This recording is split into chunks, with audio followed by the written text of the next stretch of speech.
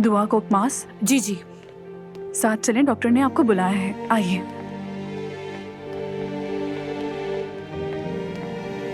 पहले मुझे डॉक्टर साहब से कुछ जरूरी बात करनी है। जरूर जैनब साहिबा, वो अपने कमरे में है।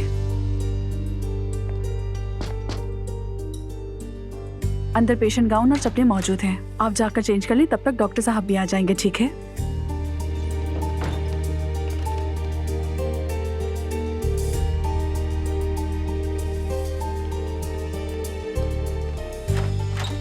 अंदर जाइए।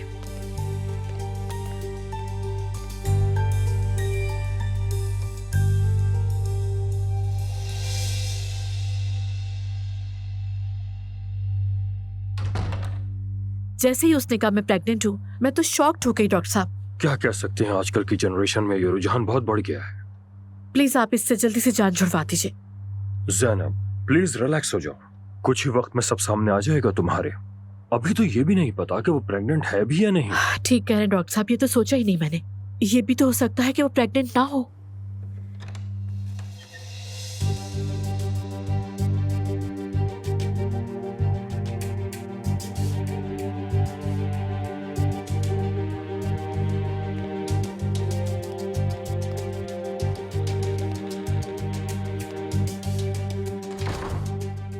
चेकअप तो कर लूं मैं पहले।